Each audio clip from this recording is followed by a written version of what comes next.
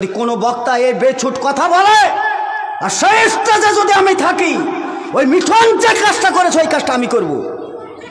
তোমার কল্লা ছিঁড়ে ফেলে দেবো। তুমি এখানে এসে গান গাহানো তোমার স্পর্ধা, সমাজকে নষ্ট করা তোমাকে আমি সেই দিনই শিখিয়ে দেবো। কোনোদিন যদি তুমি আমার কপালে পড়ে যাও, খুব সাবধান। তোমার মুখে গজল কেউ শুনতে চাই না। তুমি এমন এমন গজল বলো যে গজলে সেক্সুয়াল হয়, সেটা গজলের নাম কিছু থাকে না। আমি হয়তো তার একটা ওয়ার্ডও জানি না, ও নিয়ে আমার কালচারও নেই, ওটা আমি জানিও না, ও বলতে পারবো না। অথচ যে যত গজল বলছে তাকে প্রধান বক্তা হাবিবুর রহমান, এক লম্বু বলে এক ভদ্রলোক, লম্বু নামে পরিচিতি, ভালো আলেম, বুখারির দাস দেন, সম্ভবত জালালপুর মালদাহার শিক্ষক নাকি মাওলানা হতে পারে। সেই মাওলানার একটা বিজ্ঞাপনের নাম দেখলাম, তার নাম দিয়েছে 5 নম্বরে, আর হায়দার সাহেবের নাম দিয়েছে 1 নম্বরে। বিজ্ঞাপনের এটা মান, এইটা কি বিজ্ঞাপনের মান ছিল? যার পায়ের ধুলোর যোগ্য না সে উঠেছে প্রধান বক্তাতে, আর আমাদের মতন হাজার ছেলেকে পাক দিয়ে যিনি বুখারি পড়ালেন তার নাম আছে 9 নম্বরে। ধুলিয়ানে একটা জায়গা জালসা, আমারও নাম আছে, সেইখানায় নাম দেখলাম মেহবুব মুর্শিদ প্রধান বক্তা, ভালো। দ্বিতীয় বক্তা হচ্ছে তানভীর, তৃতীয় বক্তা হচ্ছে সোহেল সালাফি, চতুর্থ নাম্বার বক্তা হচ্ছে আনারুল হক ফাইজি। বলেন জালসা এবার করবেন কি করে? কোন বিবেক? বিবেককে গলা টিপে হত্যা করা হয়েছে। কোন বিবেক চলে না এখন সমাজে, এমনি চলে সমাজে এইভাবে। প্রতিবাদ করার কোনো ইচ্ছা ছিল না, করবার ইচ্ছাও নেই, কারোর বিরুদ্ধে বলা আমার ইচ্ছা নেই। বরঞ্চ যে বক্তাগুলো বক্তব্য দিয়ে এগাচ্ছে তাদেরকে আমরা সুযোগ করে দিই। আমরা অল্প বক্তব্য দিয়ে আমাদের কোনো যায় আসে না, কারণ এটাকে ব্যবসা হিসাবেও নিইনি, এটা নেশা হিসাবেও নেই, পেশা হিসাবেও নেই। করি না এই কাজে, বক্তব্য রাখবো না, ফিল্ডে থেকে থাকবার ইচ্ছাই নেই। মহেশখালী মাদ্রাসায় এসেছিলাম, বলে গেছি আমি, লাল কালি মারলাম, জিন্দিগি তার ওই মাদ্রাসায় আমি আর কোনোদিন আসবো না। আমি যদি জানতাম এইখানায়, তাই এটাও আমি ওই লাল কালি ঢেরাই মারা আছে এখানেও আসতাম না। তামাশা করেন, সব কুছ শিখা হুঁ मैंने না শিখা হুঁ সিয়ারি, সচ্ছাই দুনিয়া ওয়ালু मैं हूँ আনারি। যত বোকা মনে করছেন অত বোকা না। তুরুপে তাস পেয়েছেন নাকি আলেমদেরকে নিয়ে ছিনিমিনি খেলা? আরে এমন সুরে গান বলছে সে কমলার বনবাস, এমন সুরে গান বলছে যেটা পল্লীগীতি, এমন সুরে গজল বলছে টান শুনে মেয়েরা পলিথিন ফেড়ে চলে আসছে, এসে বক্তার গলা ধরে চুমা দেওয়ার চেষ্টা করছে। ইমান এতে থাকে, এতে ইমান টিকে? আর বড় বড় শায়েকরা সভাপতি আছেন, কেউ মুখ খুলে না। সভাপতিকে বলেছে হুজুর ভুল ভাল বলে বলুক, কারণ আমার ব্যবসায় যেন লস না জানে, মানে আদায় যেন কম না হয়। সভাপতিও দেখছে যে জালসাটা মার খেয়ে লাভ নেই। কে বলেছে আপনাকে সভাপতি করতে? কে বলেছে আপনাকে ওই স্টেজে থাকতে? আপনি পল্লীগীতি চলছে জেনেও আপনি সভাপতি করেন। অনেক এলেমের অধিকারী আপনার কাছে, অনেক এলেম আছে, আপনি এলেম কাজে লাগান না। ওই জাহেলদের নেতৃত্বে আপনি চলাফেরা করছেন। কি আছে আপনার মধ্যে? সারা পৃথিবীতে আজকে তাকিয়ে দেখে প্রতিবাদ করার আর সৎসাহস নেই। আপনার ইমানে ঘুণ লেগেছে, এটাই বাস্তব। আপনার ইমানের দুর্বলতাটা কাজে লাগিয়ে সারা পৃথিবীতে তাকিয়ে আজকে দেখছি মসজিদগুলোকে বুলডোজারদের ভাঙছে, জিসিপিতে ভাঙছে, ফেসবুকে ছাড়ছে, বড় বড় দাড়িওয়ালাদেরকে গাছে বেঁধে জয় শ্রীরাম বল জয় শ্রীরাম, তাদেরকে জয় শ্রীরাম বলিয়ে নেওয়া হচ্ছে, কাউকে গর্দন উড়িয়েও দেওয়া হচ্ছে সোশ্যাল মিডিয়ায়। তা বলেছিলাম মনে হয় কোনো জায়গায়, আবারও বলছি, কলকাতার মাটিতে, পশ্চিম বাংলার মাটিতে দাঁড়িয়ে মিঠুন চক্রবর্তী, যা সবাই চিনে না এমন, এখন তো চিনবে, তাদেরকে না চিনবে তো আর কাকে চিনবে? ভালো আলেমের নাম মুসলিমরা জানে না, ভালো আলেম চিনে না, কিন্তু বলিউডদেরকে সবাই চিনে। এই মিঠুন চক্রবর্তী। আচ্ছা ভাই, মুসলিম সম্প্রদায়ের মধ্যে কালী পুজো করা হারাম না হালাল? জোরে বলেন। হারাম। আপনার সঙ্গে একমত।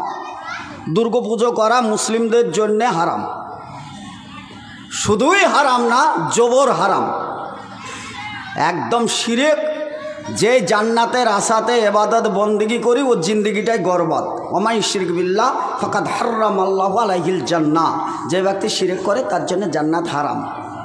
তা আপনি বাস্তবে ডাইরেক্ট ওই মূর্তির ছায়া, মূর্তির কাছে গিয়ে আপনি ইবাদত করলেন না, সিজদা করলেন না, তার মানত মানলেন না, কিন্তু তার একটা ছায়া ছবি বা তার একটা ছবি, এই ছবি, এখানে দুর্গার একটা ছবি আছে, আপনি এই ছবিতে গিয়ে সিজদা করছেন বা এই ছবিটাকে নিয়ে চুমো খাচ্ছেন, এই ছবিটাকে নিয়ে আপনি অনেক কিছু ভাবছেন, এই ছবিটাকে নিয়েই আপনি মাথায় টুপি দিয়ে ব্যবহার করছেন, এই ছবিটাকে আপনি সম্মান দিচ্ছেন।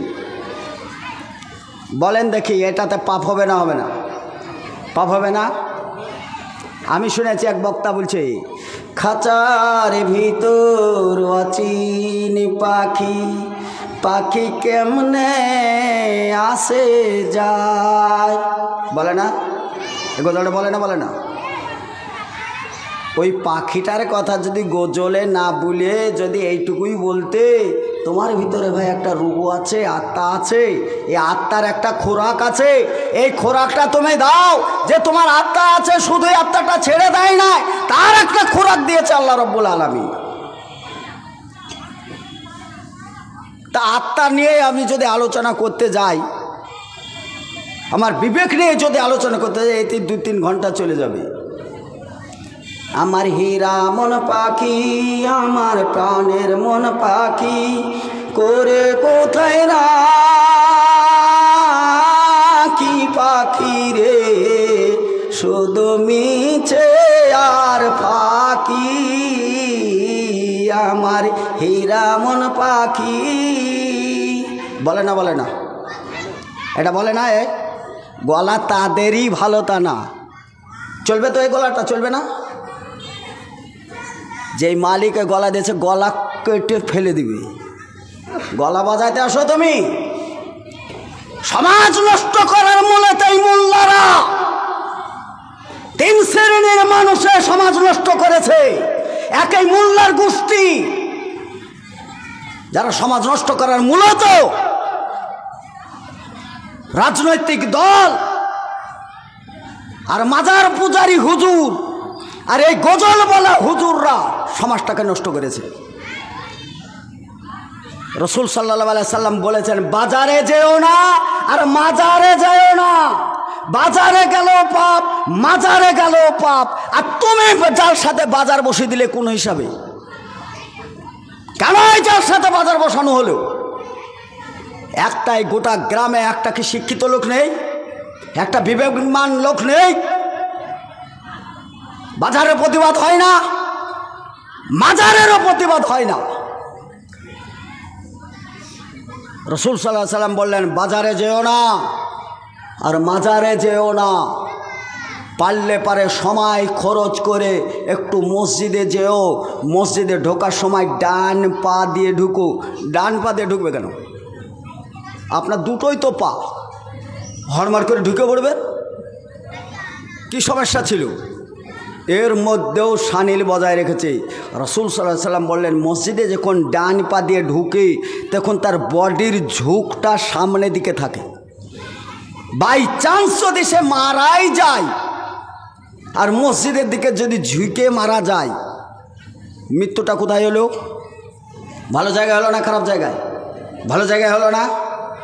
এই লোকটার ভালো জায়গায় ভালোভাবে মৃত্যুর জন্যে রাসূল সাল্লাল্লাহু আলাইহি সাল্লাম বলেছেন, মসজিদে যখন ঢুকবে তখন তুমি ডান পা দিয়ে ঢুকো,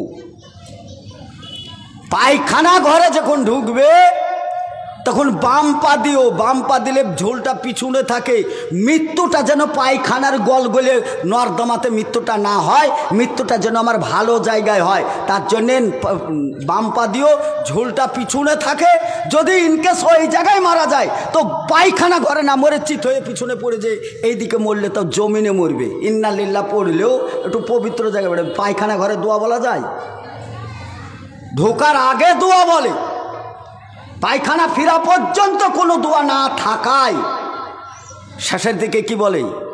গুফরানাকা, আল্লাহ তুমি আমাকে ক্ষমা করো, যে জায়গায় ছিলাম যদি আমার মৃত্যুও চলে আসতো তাহলে এই মৃত্যুতে আমি কোনো জিকির করতে পারতাম না, কলেমা পড়তে পারতাম না, আমি তোমাকে তোবা করার সুযোগও থাকতো না, আমি তোমাকে সন্তুষ্ট করতে পারতাম না, নাপাক জায়গা ছিলাম, তুমি আমাকে ক্ষমা করো মালিক, আমি ওই জায়গা থেকে ফিরে এসেছি, এবার তো একটু সুযোগ আছে। লাকাদ খালাকনাল ইনসানা ফি আহসানি তাকবীম, যত প্রাণী সৃষ্টি করেছেন এর মধ্যে সর্বোচ্চ উত্তম করে সৃষ্টি করেছেন মানুষকে, মানযুক্ত হুঁশ। আল্লাহ রাব্বুল আলামিন সৃষ্টি তৈরি করতে করতে করতে হাত পা বডি সব বানানোর পরে এই পর্যন্ত আসায় ফেরেশতাদেরকে বলল, বাবু আর বানাতে হবে, ছেড়ে দাও, ছাড়ো এবার। এইখান থেকে এটা আল্লাহর কারিশমা। এর জন্যে বলেছি যেই মুখটা আমি নিজে হাতে বানিয়েছি, আল্লাহর বান্দা যতই রাগ হোক না কেন প্রহার করার সময় মুখের ওপর মারবে না, কারণ ওই মুখটা আমি নিজে হাতে তৈরি করেছি সুন্দর করে। আর আমাদের তো মুখের ওপর না মারলে সে জব্দ হবে না। অধিকাংশ স্ত্রীরা যেদেরকে মারধর করতে করতে মুখের ওপর মার পড়ে না, পড়ে না? মুখের ওপর মার পড়ে কেন? চুপ থাকো, ওই মুখ চালায় না, ও মুখ চালিয়েছে, মুখ চালাইস না, তোর মুখ ফাটিয়ে দেবো, ওই চুপ নাও। আমাকে যদি না মেরে ভাত খায় তাহলে সে শুয়োরের গোশ খায়। বেটা ছেলে শুয়োরের গোশ খায়, মুখের উপর মেরে দিল ফাইট, শুয়োরের গোশ খেতে গেলাম করে তোর মুখ ফাটিয়ে দেবো। তাহলে এটা যতই রাগ হোক তাহলে আল্লাহর আইনের একটা খেলাপ করা হলো। আর তারপরে যার মুখে মারছি তাকে নিয়ে তো আবারও সংসার করতে হচ্ছে, তার মুখের কাছে তো আবারও মুখটা নিয়ে যেতে হচ্ছে। অর্থাৎ রাগের সমাতে রাসূল সাল্লাল্লাহু আলাইহি ওয়াসাল্লাম বললেন, তুমি অজু করো, অজু করার পরে তুমি ওইখানেই শুরু করে দাও, 2 রাকাত সালাত আদায় করার নিয়াতে অজুটা করো, করার পরে তুমি আল্লাহর সঙ্গে কথা বলতে লাগো। বিসমিল্লাহির রহমানির রহিম, আলহামদুলিল্লাহি রাব্বিল আলামিন, আর রহমানির রহিম, মালিক ইয়াউমিদ্দিন, ইয়্যাকা না'বুদু ওয়া ইয়্যাকা নাস্তাঈন, ইহদিনাস সিরাতাল মুস্তাকিম। কি সুন্দর কথা বলা আছে, ইয়্যাকা না'বুদু ওয়া ইয়্যাকা নাস্তাঈন, আমি তোমার ইবাদত করতে এসেছি, আমি তোমার কাছে সাহায্য চাই। তাহলে সব সাহায্য তো পাওয়া যাবে, সাহায্য তো চাইছি আমি সেই মহান আল্লাহর কাছে, সব সাহায্য তো পাওয়া যাবে। বাকি চলার রাস্তাটা যেন আমার সঠিক হয়, তাহলে তো আমি সঠিক রাস্তাটা চলার আমি একটা সুযোগ পাব। তাহলে আমি যদি রাগ বেশি হয়ে যায়, যদি আমি এই কায়দায় যাই, তাহলে কিছুক্ষণ পরে দেখা গেল না আপনার সালাম ফিরতে ফিরতে রাগটা মাটি হয়ে গেল। আমরা এই কাজটা করতে পারি না, বরঞ্চ রাগের সময় শয়তান মাথায় উঠে বসে আর ওইখানায় খেটে থাকে, ভাইয়ের মাথায় চাপিয়ে দিয়ে ভাইকে এহকাল থেকে পরকাল বিদায় করে দিই, এতই রাগ চাপে। কেন? রাগের জায়গা নেই, রাগের জায়গা তো আছে, রাগ মেটানোরও তো জায়গা আছে, শুধু থাকতে হবে পবিত্র। মিঠনের কথা বলতে এই জায়গায় ঢুকেছি, একটু ওইদিকে যাই, তারপরে আল্লাহর সৃষ্টিটা বলব। মিঠন চক্রবর্তী কলকাতায় এসে দাঁড়িয়ে বক্তব্য রাখতে গিয়ে বলল, তার নিজস্ব বক্তব্য সোশ্যাল মিডিয়ায় ভাইরাল হয়েছে, সে তো সোশ্যাল মিডিয়া থেকে বক্তব্যটা নিয়েছি, বলতে কোনো ভয় নেই, কারণ এর আগে যত বক্তব্য রেখেছি সবটাই মিডিয়া হয় আর চলে যায়, আর সেখান থেকে আক্রমণোক্ত কথা আসে। মিঠন বলল পশ্চিম বাংলা তথা মুর্শিদাবাদে 73% মুসলিম বাস করে। 73% মুসলিম যেখানে বসবাস করে, টার্গেট তাদেরকে হত্যা করে গঙ্গায় ফেলে কোনো লাভ নেই। গঙ্গার পানিকে না